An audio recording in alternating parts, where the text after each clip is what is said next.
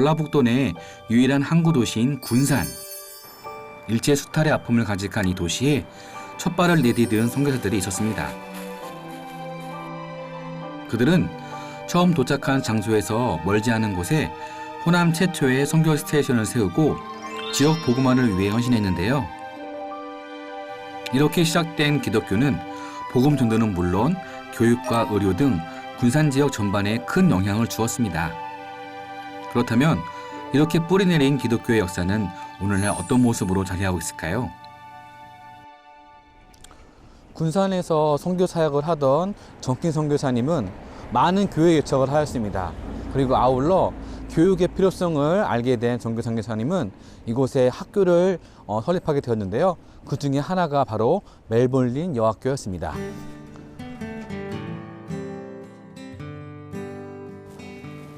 목사님, 안녕하세요. 네, 반갑습니다. 예, 목사님 이곳이 군산 영광여자고등학교. 네, 그리고 맞습니다. 원래 이름은 처음 이름은 멜볼린 여학교라고 하는데요. 네네. 학교 좀 소개 좀 부탁드리겠습니다. 예, 반갑습니다. 네. 저는 군산 영광여정학교 교목이고요. 네. 제가 간단하게 저희 네. 학교 소개를 해드리도록 하겠습니다.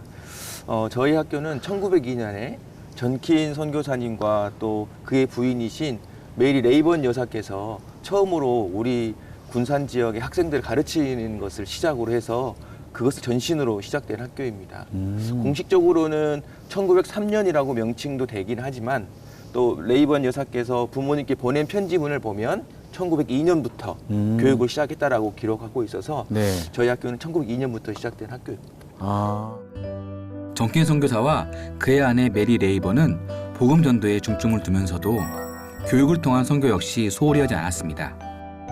그렇게 아이들을 모아 집에서 성경과 한글을 가르친 것이 멜볼린 여학교의 시작인데요. 전킨 목사님께서 초대 교장이셨고 아. 그리고 학교명 없이 시작되었다가 없이요? 네.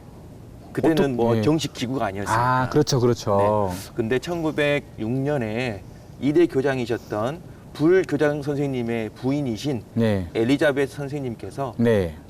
학교가 너무 초라하고 그래서 교사를 지어야 되겠다라는 생각으로 기도하시는 중에 네.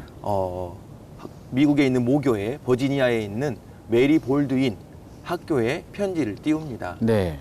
한국에 학교를 세우려고 하는데 재정이 없다. 음. 그래서 그곳에 있던 동문들께서 십시일만 건축 헌금을 보내주셨습니다. 아. 그래서 학교를 세우게 되었고 그리고 자재도 매년 연 1,000달러씩을 이렇게 보내주셔가지고 $1,000씩이나요? 네, 그때 1,000달러면 어마어마하게 큰 금액인데 그래서 그것을 기념으로 우리 학교의 이름을 그 전에는 없었다는데 네. 그때부터는 메리 볼드인 학교에서 우리 학교를 보내주신 후원금으로 교사가 지어져서 예. 학교를 멜볼딘이라고 이름을 정하게 되었습니다. 아, 예전에는 이렇게 후원해 주시는 단체라든가 사람의 이름을 따서 그 사람의 이름을 기념하기 위해서 뭐 기념관이든 또 아니면 교회든 또 학교 이름을 그렇게 지었다고 들었는데 네네. 그런 뒤인가 보죠? 네네네. 아. 1910년 한일 합방 이후에 일본이 그 신사참배를 많이 요구를 하셨고 네. 그리고 1937년부터는 청일전쟁을 빌미로 매월 6일에 네. 공식적으로 신사참배를 계속 강요를 했습니다. 아, 그러면 학교에 학생들 동원해가지고 와가지고 뭐 그 신앙 천황한테 절해라. 네, 막 네. 그렇게 네. 강압적으로 한 거네요? 네, 매월 6일에 이렇게 신사참배를 강요하니까 네. 우리는 하나님을 믿는 사람으로 그거에 있을 때 절대 복종을 할 수 없다. 그래서 1940년도에 예. 안타깝게 자진 폐교를 하게. 거듭된 일본의 신사참배 강요에 자진 폐교라는 최후의 수단을 선택한 멜볼린 여학교. 정킨 선교사가 말씀으로 세운 학교답게 고난과 어려움을 쉽게 굴복하기보단 하나님의 자녀로서 더욱 굳건한 믿음의 자세를 보여준 것입니다. 아니, 성경안에 되게 너무 깔끔하게 지어지는데요? 와. 네. 이거는 근데 지금 학교랑 다른 모습인 것 같은데요? 네, 이게 바로 처음 멜볼린 학교에서 지원해 주신 선교비로 네. 세워진 학교입니다. 그저 같은 하나님의 자녀라는 이유로 지구 반대편까지 내밀어준 도움의 손길.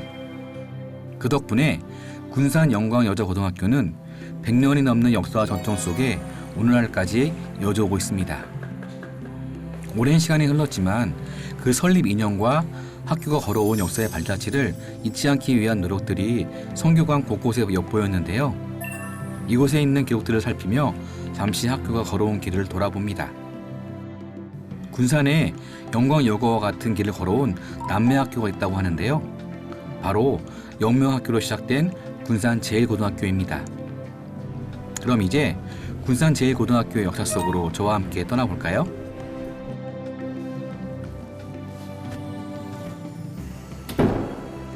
선생님 안녕하십니까? 네, 안녕하십니까? 예. 네, 반갑습니다. 네, 반갑습니다. 네, 이곳이 제1고등학교고 또 원래 이름은 영명학교라고 들었었는데요. 저 학교의 그 설립 배경과 난 스토리가 궁금해서 왔는데 좀 설명 좀 부탁드리겠습니다. 예. 저희 학교가 현재는 군산 제1중고등학교고 저희 학교는 고등학교인데 원래 학교는 제1중고등학교로 처음 시작이 아니고 애초에 시작은 1903년 그 남장록 미국의 남장로교 선교부에서 설립했던 그 기독교계 학교였습니다. 정킨 선교사가 한국인들에게 복음을 전하고 인재를 양성하기 위해 설립한 영명학교. 멜버른 여학교와 마찬가지로 작은 공부방으로 시작이 되었는데요. 이후 덕과 하업을 쌓아 온 누리를 비추라는 뜻을 담아 영명이라는 이름을 지었다고 합니다. 1903년에 학교는 처음 시작됐고요. 네네네. 영명학교는 고등과, 특별과까지 있었던 꽤 고등과는 크네요. 지금으로 말하자면 이제 중고등학교 과정이고요. 예. 특별과는 대학 과정입니다. 대학과까지 있었어요? 그러니까 그때 당시에 1910년 무렵에 대학교 과정이라고 하면 굉장히 그 수준 높죠. 높은 그런 과정이거든요. 예. 그래서 이때 당시에 이제 이분들은 기독교계의 지도자를 양성하고자 하는 그런 교육 목표를 가지고 그렇겠죠. 했었고 예. 학교뿐만 아니라 병원도 있었고요. 병원까지요? 예. 그래서 이제 영명학교 특별과를 나온 분들이 세브란스 의전에 거기도 같은 그 기독교 남장로 계통인데 맞아요. 거기 졸업하고 이제 의사가 됐던 분들도 많고요. 네. 단순한 교육의 차원을 넘어 지역에 많은 인재를 배출한 영명학교. 세상 속에 믿음의 자녀를 세우기 위한 정킨 선교사의 염원이 담긴 학교였던 만큼 특히 덕육을 중시하며 지도자 양성에 주력하기도 했는데요. 이러한 가르침을 받은 학생들은 세상 속에서 빛과 소금의 역할을 감당해내기에 충분했습니다. 그렇군요.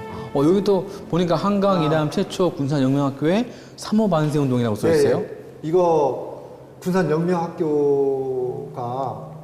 그 기독교 학교이면서도 일제시대에 우리 민족 정신을 지켰던 그런 학교거든요. 네. 그래서 이제 특히 1919년에 3.1 만세운동이 일어났는데 그때 당시에 호남지방 또는 전국적으로 최초로 군산지방에서 3월 5일에 예. 봉기가 일어났습니다. 3월 5일 쭉 이력이 나오는데 네. 김병수라고 하는 세브란스 의전에 다니던 졸업생이 이 학교 출신이죠? 그렇죠. 이 학교 고등과 특별과를 졸업하고 그때 당시에 이제 교장 선생님들이 추천서를 써주면 세브란스 의전에서 받아줬다고 그래요. 네, 그래서 이제 거기다 재학하고 있었는데 3.1운동 때 서울에 3.1운동 소식을 가지고 군산에 와서 자기 스승인 박연세 목사님 선생님을 만나요. 네. 박연세 선생님이 만나서 이제 이분들이 선생님들과 학생들이 준비를 해가지고 3월 5일 만세 운동을 일으키게 되죠. 그래서 뭐 거의 한 달 동안 그 아주 치열한 만세 운동이 있었고요. 네네네. 이런 기록이 있고 군산 영명학교의 만세 운동을 통해서 이 지역에 강경, 전주, 익산 이렇게 만세 운동이 이렇게 번져 나갔네요. 번져 나갔죠. 네. 애초 3월 6일 예정이었던 만세운동 계획이 탄로나며 위기를 맞기도 했습니다.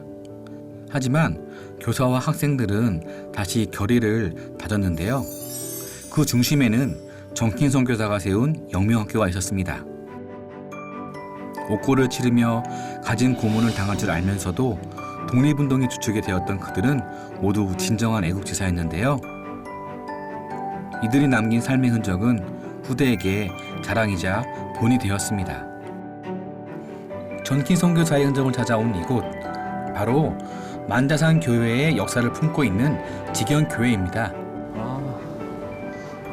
목사님 안녕하세요. 네, 안녕하세요. 목사님 제가 지경교회가 정긴 선교사님과 되게 연관이 있다고 들어서 봤는데요. 교회 설명 좀 부탁드리겠습니다. 예.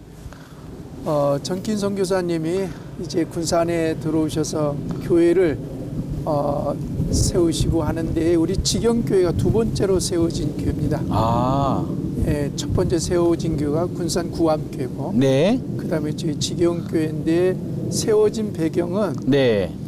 여기에 원래 장이 쓰는 저기 면입니다. 아, 옛날에 장날에, 예, 예. 장이 쓰는 면인데 거기에 보부집 장사가 보부상들. 네, 보부상들이 이 지역에 사는 최흥서라는 사람에게 이야기를 전해줍니다. 어떤 야, 이야기? 저기 군산에 그 선창가에 가면 그 코쟁이가 왔는데, 예, 그 사람이 가면 병이 낫는다 그러더라. 아, 근데 이 최흥서라는 분이 병이 있었대, 지병이. 예, 근데 그 소리를 듣고 여기서 한 40리 되죠. 그렇죠. 걸어서 갔는데 거 가서 그 집회에 참석해서 병을 치료를 받았어요. 아, 진짜요? 예. 그래서 거기에 이제 그 집회에 참여하게 되어진 거예요. 그래서 네. 최응서라는 분이 세례를 받게 되고, 아, 그래서 그분이 이제 1896년에 여기 이제 기도초를 세우게 됩니다. 자기 집에. 그래서 이제 그 기도초로 모여서 이제 사람들이 모이다 보니까 네, 1909년 10월 9일 날 네. 이제 교회 이제 정식 노예 인정받아서 교회를 세우게 된 거죠. 아, 전킨 선교사로부터 복음을 전해들은 몇몇 신자들이 중만자의 초가 3칸에 예배당을 건립하고 예배를 드린 것이 지경교회 시작인데요. 그렇게 20명 남짓으로 시작된 교회는 부흥이 일어나며 성도의 증가와 함께 거룩한 성장을 이루게 됩니다.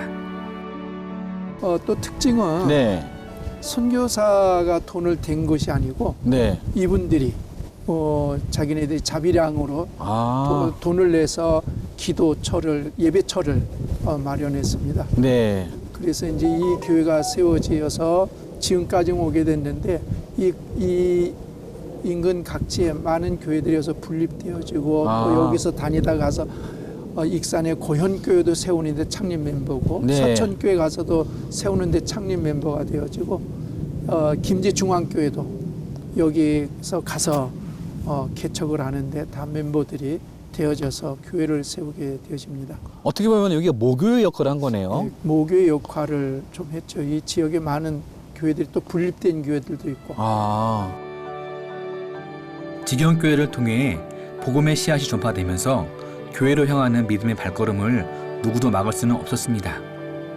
교회의 부흥이 일어나며 주일학교를 통해 기독교의 미래를 세워갔고, 지역의 모 교회로서 그 사명을 다해왔는데요.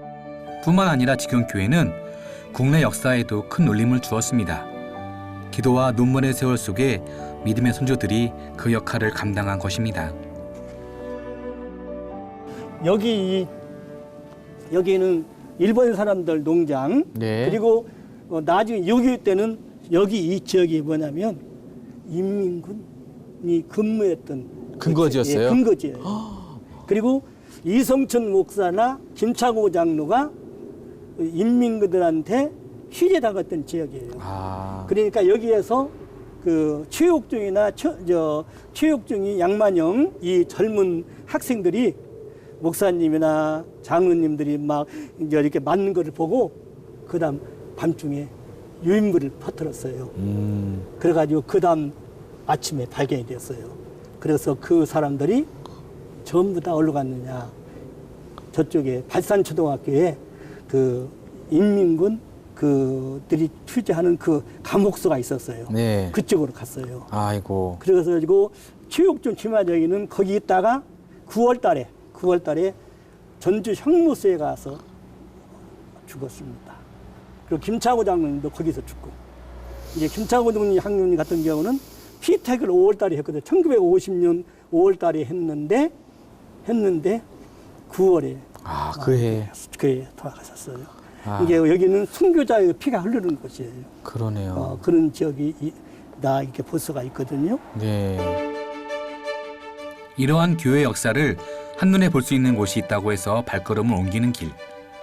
그 외관에서부터 군산 기독교의 역사에 시작이 된 선교사님들과 우리나라 역사의 순간들을 함께 확인할 수 있었습니다.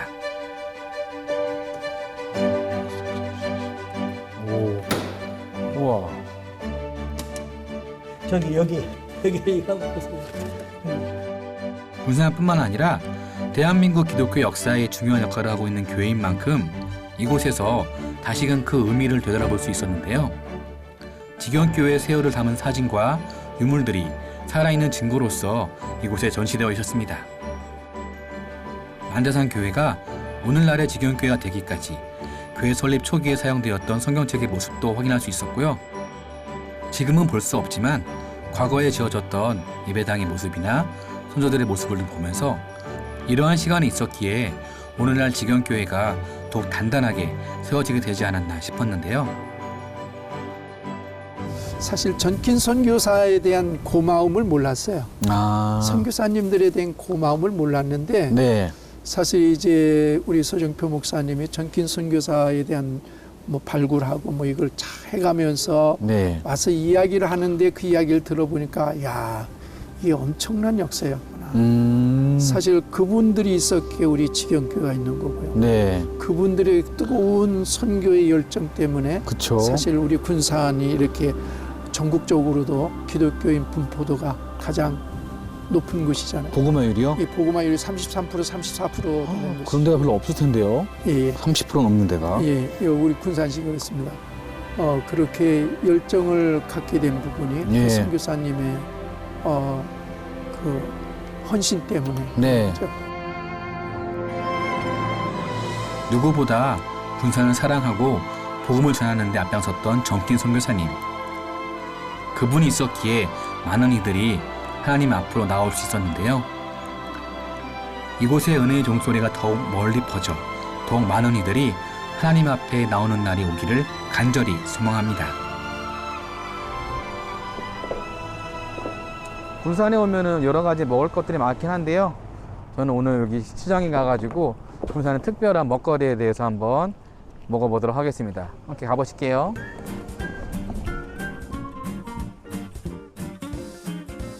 시장에 오면은 정말 볼거리도 많고 먹을거리도 많아서 정말 기대가 되는 곳입니다. 우와, 시장이라 그런지 군산이 바닷가라 그런지 진짜 젓갈 종류가 엄청 많네. 오, 가야 할 곳이 어딘가. 과연 군산 시장에는 어떠한 먹거리들이 있을지 궁금한데요.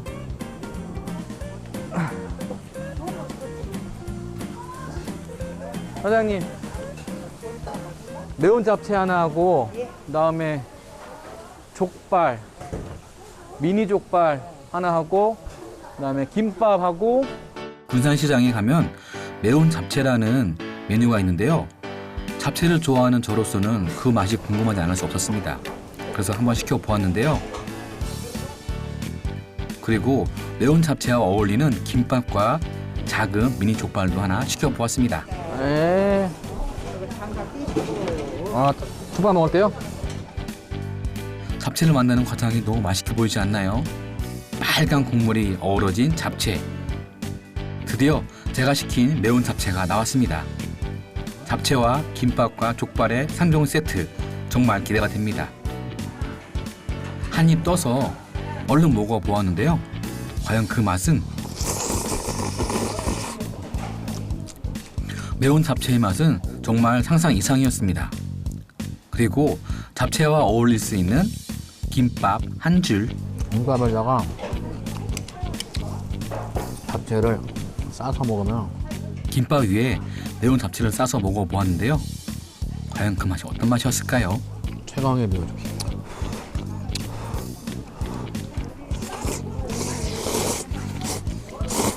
한 번 먹으면은 그 맛을 잊을 수 없는 매운 잡채.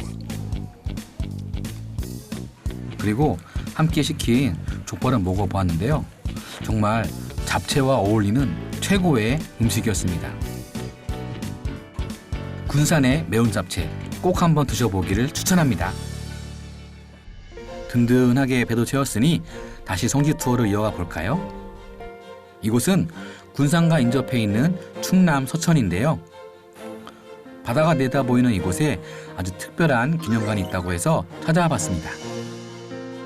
목사님 안녕하세요. 예, 반갑습니다. 안녕하세요. 반갑습니다. 반갑습니다. 우선 여기가 되게 서천에 되게 좀 의미 있는 그런 기념관이 있다고 들었었는데 아펜젤로 순직 기념관 좀 설명 좀 부탁드리겠습니다. 예. 저희 아펜젤로 순직 기념관은 아펜젤로 선교사님이 이제 우리나라에 오셔서 17년 동안의 사역을 진행하시고 난 이후에 그 마지막 목포로 가는 그 여정을 하는 가운데에서 타고 가시던 배가 침몰하는 그런 사고를 겪게 되시고 그 사고로 인해서 사망하는 이제 그런 결과를 얻게 됩니다. 그러면은 이 앞에 바닷가에서 그 사고가 난 거죠, 배가. 예, 그렇습니다.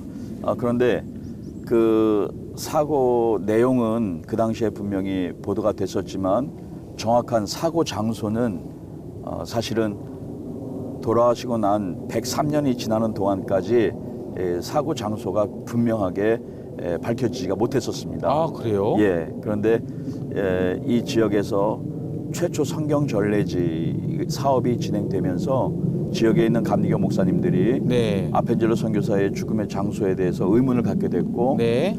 또 교단 내에서 이런 문제를 가지고 연구하시던 그 목사님들이 만들어 놓은 자료들을 근거로 해서 네. 아펜젤로 선교사님의 돌아가신 장소를 고증을 해내게 됩니다. 근데 그것이 2005년 7월의 일이었고요. 네.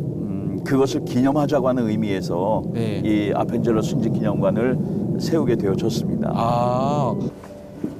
기념관을 둘러보며 좀 더 깊은 이야기를 나누기 위해 목사님의 안내를 받아 안으로 이동합니다. 예, 주 전시실은 지하로 내려가야 됩니다. 지하 1층에 있으니까요. 과연 이곳에는 어떤 이야기들이 우리를 기다리고 있을까요?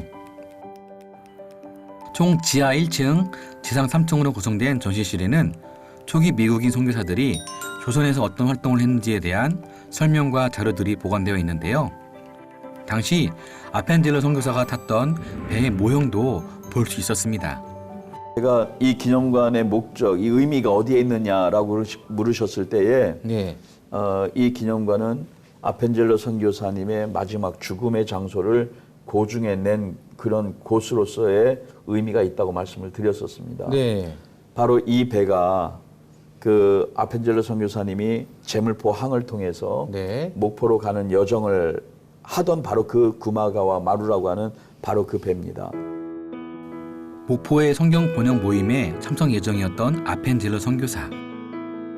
1902년 6월 11일 그렇게 그는 제물포에서 목포로 가는 일본 상선 구마가와 마루호에 몸을 실었습니다. 아펜젤로 선교사님이 타고 내려가던 이 배는 구마가와 마루라고 공교롭게도 이 앞에 바다에서 밤 10시에서 11시 사이에 해무가 짙게 껴 있었다고 그럽니다. 충돌했구나. 배가 충돌했습니다. 그런데 보고상으로는 그 밑에서 올라오던 기소가와 마루는 배가 상태가 괜찮았고 이 구마가와 마루, 이 아펜젤로가 승선했던 이 배만 침몰하게 되어지는 그런 상황이 되어졌다고 그럽니다. 아이고. 그래서 그 선박 사고로 인해서 사망했다라고만 이렇게 알려져 있었던 거죠. 예.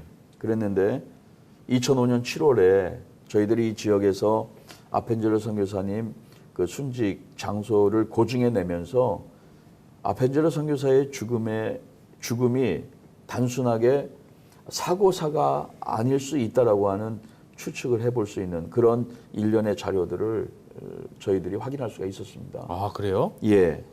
확인하고 보니까 아펜젤로는 사고 당시에 이미 이 뱃머리에 올라와 있었던 겁니다. 뱃머리에 나와 있었고 또 다수의 사람들이 아펜젤로를 그 깜깜한 밤인데도 불구하고 아펜젤로가 먼저 뱃머리에 나와 있다고 하는 것을 확인을 할 수가 있었습니다. 네. 그래서 특히 보울비라고 하는 광산업자는 같이 배에 승선했었고 사고 나기 1시간 전까지 같이 차와 비스켓을 나누었던, 그래서 대화를 했었던 그런 분이었기 때문에 아펜젤로를 분명히 확인했다라고 증언을 할 정도로 네. 아펜젤로는 뱃머리에 나와 있었던 겁니다. 이것은 무엇을 얘기하냐면 아펜젤러 선교사님이 충분히 구조될 수 있는, 누구보다도 먼저 구조될 수 있는 여건에 있었다. 그런데 아펜젤러를 목격했던 사람들의 증언이 있었다고 하는 것이 밝혀지는 거예요. 어떤 증언이었을까요? 아펜젤러 선교사님이 구조선으로 가지 않고 배 밑으로 내려가더라라고 하는 증언이 있었다는 거예요. 뭔가를 찾거나 아니면 누군가를 찾기 위해서 가지 않았을까요? 맞습니다. 확인해 보니까 아펜젤러 선교사님이 인천 제물포항에서 목포까지 가는 여정을 혼자 하신 게 아니었던 거예요. 동행하는 우리 한국 사람들이 있었습니다. 2사람이. 그 중에 한 분은 조한규 씨라고 아펜젤러의 조사였습니다. 아펜젤러를 수행하던, 일을 도와주던. 예.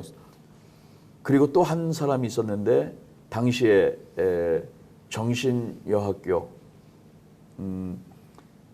그 당시에는 연동여학교라고 불렸죠. 지금은 정신여자 중고등학교라고 불려집니다. 네. 그 연동여학교에 유학을 와 있던 목포의 여학생이 있었던 거예요. 혹시 그 사람을, 그 친구를 구하기 위해서? 그렇습니다. 그 2사람은 같이 승선을 했음에도 불구하고 같은 선실을 사용할 수가 없었어요. 이 2분은 이 배 밑에 2등칸 선실을 이용했었습니다. 네. 배가 침몰합니다. 아펜젤러를 목격했던 사람들이 똑같이 증언합니다. 아펜젤러는 구조선으로 가지 아니하고 배 밑으로 내려갔다. 그 학생을 추정이 구하러. 가능하겠죠. 그렇지요. 자기 일을 그렇게 열심히 도왔던 조한규 조사, 그리고 자기가 부탁받았던 여학생, 그 연동여학교 여학생이 배 밑에 선실을 이용하고 있었기 때문에 저희들이 추정하기로는 아펜젤러는 자기의 생명보다 오히려 자기에게 책임 맡아줬던 그 2사람의 생명을 위해서 그 위험한 선택을 감수했다. 결국 예수님께서 말씀하셨듯이 한 영혼이 천하보다도 귀하다고, 그리고 또 그렇게 예수님께서 행하셨던 그 삶을 아펜젤러 선교사도 예수님의 삶을 닮아가려고 그런 마지막 선택이 되어졌던 것 아닌가 생각을 해봅니다. 하나님의 일을 하기 위해 나섰던 항해 길. 바다의 칠흑 같은 어둠도 깊고 차가운 바닷물도 삶으로 나타나는 참된 그리스도인의 희생과 사랑을 막을 수는 없었습니다. 그가 바라보는 시선이 오직 예수, 오직 말씀에 있었기 때문이 아닐까 싶은데요. 그렇다면 아펜젤러 선교사가 그토록 이 땅에 전하고 싶었던 하나님의 말씀, 성경은 우리나라에 처음 언제 들어오게 되었을까요? 그 답을 찾기 위해 서천에 있는 한국 최초 성경 전래지 기념관을 찾아가 봤습니다. 목사님 안녕하세요. 아이고, 어서 오십시오. 예, 목사님 반갑습니다. 이곳에 성경 전래 기념관이 있어서 왔는데요. 성경 전래가 언제부터 됐는지 좀 목사님 전체적으로 설명을 좀 해주시겠어요? 그래요? 예. 이 기념관은 사실은 이제 2016년도 네. 9월 5일 우리나라 최초의 성경에 전달돼 들어온 200주년이 되어지는 그날에 맞춰가지고 2016년 9월 5일에 개관을 했어요. 네. 근데 이제 우리가 이제까지 모르고 그냥 또 때로는 그렇게 대수롭지 않게 넘어갔던 부분들이 있었습니다. 뭐가 있었을까요? 그게 뭐냐면 우리나라 선교 이 역사를 네. 그냥 언더우드 선교사님과 네. 아펜젤러 선교사님부터 이렇게 그 원년을 삼아서 이렇게 늘 생각을 해왔던 거. 보통은 다 그렇게 생각하고 있죠. 그렇죠. 예. 그런데 이제 이곳을 통해서 그 선교사님보다 약 70년 전에 네. 하나님의 말씀 성경이 네. 우리나라에 먼저 들어왔다라고 하는 이 사건이 있었다는 것이 고증을 통해서 이제 드러나게 되어지면서 네. 조금 더 새로운 각도에서의 선교를 조명하게 되어지는 일들이 이제 많이 생겨지게 되어지는 거예요. 우리나라에 성경이 처음 전해진 것은 1816년으로 알헤스트로 항해기에 당시의 상황이 담겨져 있는데요. 처음 마주했던 첨사 조대복의 모습이나 그가 성경책의 겉모양을 마음에 들어하면서 감사하게 받아갔다는 내용이 바실홀의 항해기에도 분명하게 기록되어 있었습니다. 여기는 서천 지방이 어떻게 진행되고 있고 어떻게 기록되어 있는지 삼한시대부터 삼국시대, 통일신라, 고려, 조선시대, 대한민국까지 이렇게 마량진 이곳이 특징이 이렇게 있구나. 마량진은 본래 충청도 남포현에 설치된 수군 진영이었는데요. 배를 정박하기 어렵다 하여 이후 비인현으로 진을 옮기게 되었습니다. 1816년 9월 4일에 영국배 알세스트호와 리라호 두 척이 마량진 갈굼 밑에 포류하였습니다. 그래서 거기에 계신 선장이 우리나라 관리한테 그 성경을 준 첫 사건이 일어나게 되네요. 여기에 보면은 알세스트호의 항해기에 이렇게 나와 있습니다. 조선인과 영국인의 첫 만남이 바로 이곳 마량진 앞바다에서 이루어졌다고 하네요. 머리 맥셀 함장과 그리고 조선의 첨사 조대복이라는 분, 그 다음에 비인현관 이승열 이분들이 같이 모아가지고 만났구나.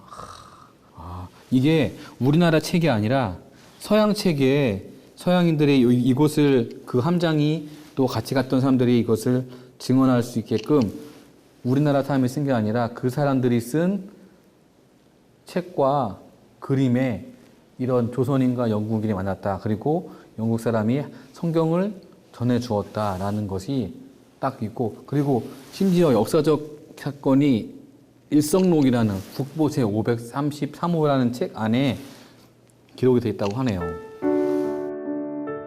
서로 말도 통하지 않는 조선인 조대복과 영국인 맥스웰의 우연 같은 만남. 하지만 이를 통해 조선에 성경이 들어오게 된 것은 결코 우연이라 할 수 없을 것 같은데요. 이것이 바로 200여 년 전 조선에 최초로 전달된 1611년 킹 제임스 성경의 원본입니다. 세계에 몇 권 남지 않아 세계적인 보물로 평가받고 있는데요. 이 외에도 최초의 성경 영인본과 신구약 성경 희귀본, 그리고 시기별 한국어 성경 번역본 등 다양한 성경의 변천을 확인할 수 있었습니다. 1816년에 처음으로 성경이 전해지고 그 다음에 1832년에 규칠라프라는 선교사님이 우리나라 조선에 첫 발을 내딛게 되는 거죠. 그리고 이분이 보령시 고대도에 25일 동안 정박해 있어서 선교활동을 했다고 기록되어져 있습니다. 그 후에 1885년 언더우드 선교사님과 아펜젤러 선교사님이 4월 5일에 여기 한국의 제물포항을 통해 가지고 200여 년 전 운명처럼 조선에 전해진 성경. 이후 많은 선교사들이 복음의 불모지인 이 땅에 말씀을 심기 위해 무던히도 애를 써왔는데요. 더욱 많은 사람들이 성경을 접할 수 있도록 하는 그들의 헌신과 노력이 없었다면 아마 오늘날 우리가 보는 성경도 없었겠죠. 말씀이 육신이 되어 오신 분이 예수님이시라고 기독교인들은 다 그렇게 생각을 하잖아요. 그러다 보니까 그 하나님을 느끼는 거예요. 이렇게 캄캄하고 어두웠던 이 조선의 이 조선 말기 얼마나 힘들었어요. 이 시대 때 캄캄함과 어둠의 땅 이곳에 조선 백성들의 신음소리를 들으시고, 그러면 하나님이 응답을 하셔서 이 민족을 구원하실 열망하시사 말씀으로 이 땅을 먼저 찾아주셨다는 뜻인가? 말씀으로 먼저 이 땅을 먼저 밟으셨다는 뜻인가? 이런 마음이 느껴진다는 거죠. 호남 최초의 선교 스테이션을 통해 세워진 군산의 학교들로부터 든든한 마음을 가지고 찾아간 서천의 아펜젤러 순직기념관과 최초 성경 전래지 기념관까지 모두 믿음의 선조들이 지켜오지 않았다면 우리가 누리는 것이 당연할 수 없었겠지요. 이러한 깨달음을 통해 이번 성지 투어는 더욱 감사함이 크게 남는 것 같습니다.